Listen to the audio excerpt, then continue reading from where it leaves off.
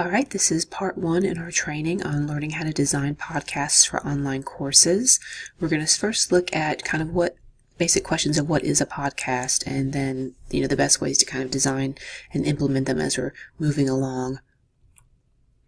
And what I hope that faculty will learn through the course of this training, not just in this first section, but throughout this entire training course, is these main learning objectives. So we want to identify the best practices for recording podcasts, compare various podcasting options, so we're talking about software and hardware here, examine the benefits of podcasting. Now that's just not just for faculty, but also for your students. What can podcasting actually do for you in your online environments, and judge if podcasting could work for your online course. You may get through this training and figure out that you really don't have a place for this, and that's fine. We just want to make sure that you have the tools available to you to design one if you do think it's something you'd like to explore. So basically, what is a podcast?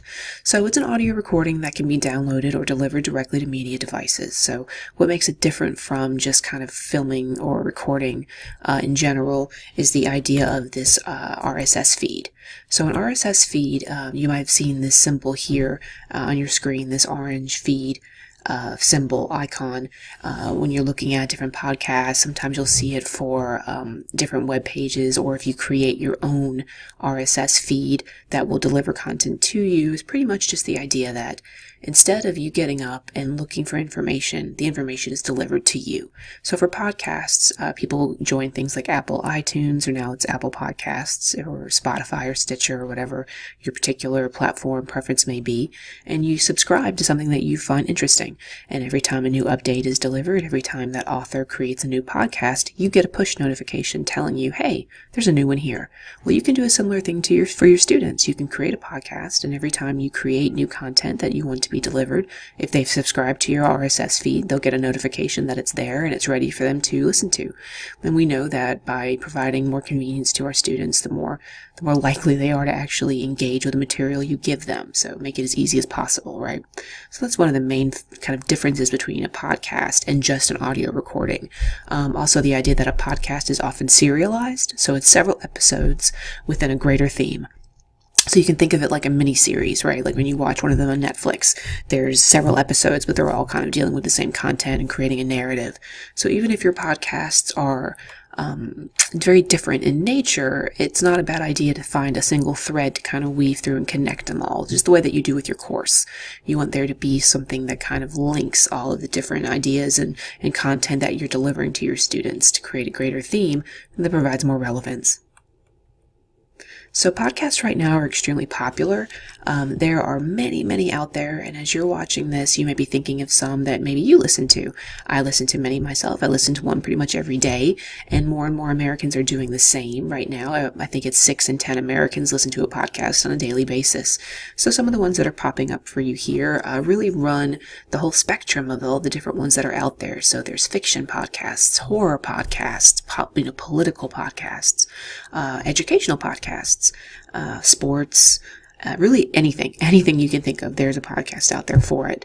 And your students more than likely are listening to these too. So when you walk around campus and you're seeing your students walking around with their headphones in their ears, there's a good chance they're listening to a podcast. And if you do a good job, there's a good chance they could be listening to yours. So it really is kind of a market out there, and a lot of potential for delivering content to students. And some of the benefits for students, well, here at Wake Tech, we have, 4 major campuses. They're spread out throughout the triangle.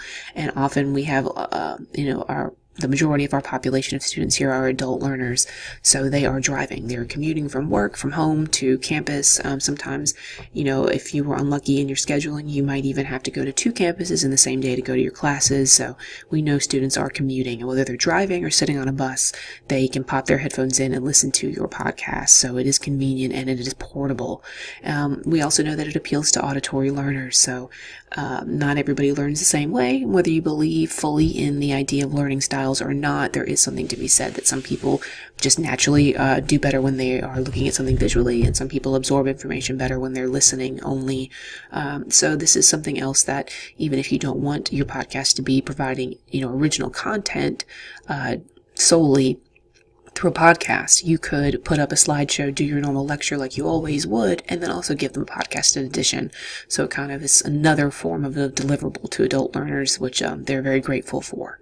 So there's also the idea of control and playability. Playability is not the same as portability. Playability is the ability you have with a podcast to not only rewind it and listen to it again like you would with any audio, but to actually slow down the play. So you can select your podcast and you can put it on 1 or 2 and actually slow down the delivery of the podcast itself. This is helpful for students who are trying to grasp concepts and something that they really like. And of course, they can listen to things over and over again for studying purposes, or really whatever the particular purpose of the podcast you gave them is. They can really adjust the speed of the podcast itself to fit where they're at with their comprehension.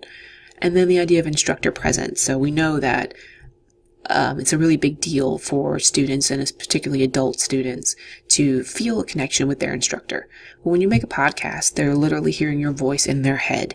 You're creating a real presence in the class and letting them know that you're a real person, and then you're communicating with them directly. So it's really beneficial for creating instructor presence.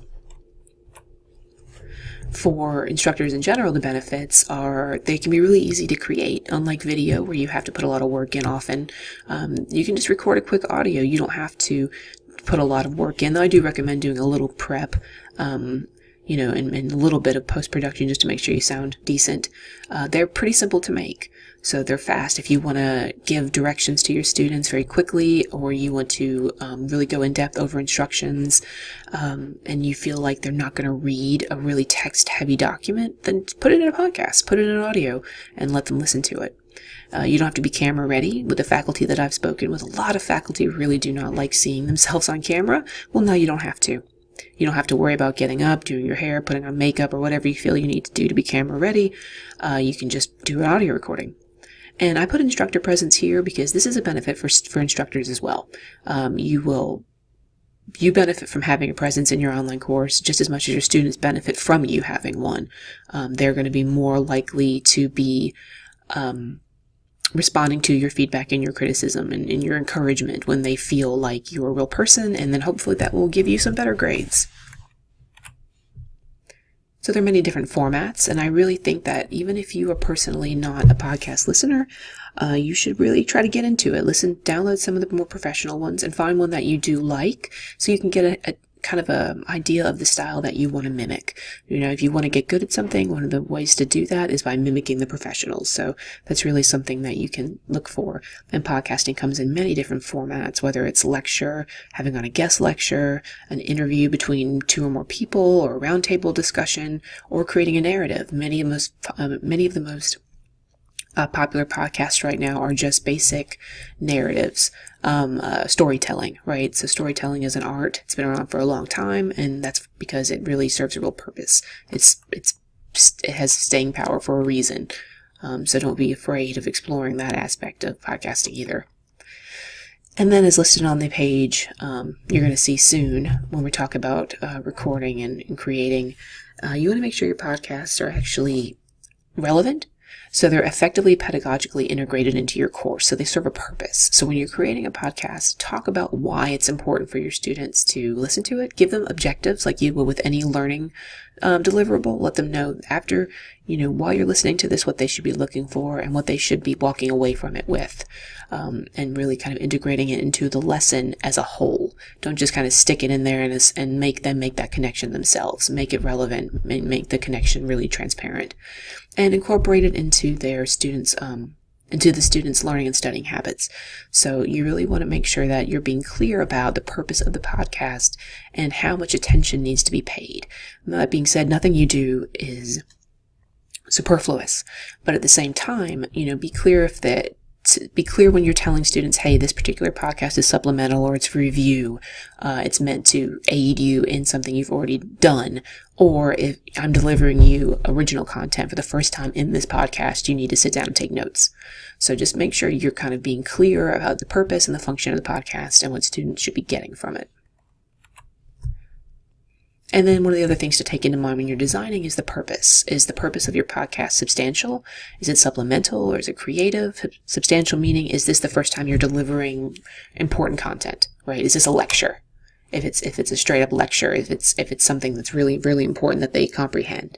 Is it supplemental? Is it an audio lecture on a reading they've already done, or something like that? Or is it creative? Are you just having a good time? Are you just trying to give them a different format to explore the material you've covered, or are you letting them use it? One of the great things you can do with podcasting is let students use it themselves in their project-based learning, so they can create podcasts for you. There is software that's discussed on the recording and editing page of this work training that talks about, that's really simple for students to use, and it is free. So it's a way to really get them engaged in their online learning and make sure that they're producing original content for you. So that's it for this particular podcast. This is just talking about the different formats that you can choose from, kind of some things to keep in mind when you're designing and writing your podcasts. I do recommend writing scripts if you're just starting out, to kind of help you kind of limit the scope of what you're trying to cover. So once you've got a good idea of what you want to create and you start writing your script, you can move on to the next training, which is recording and editing.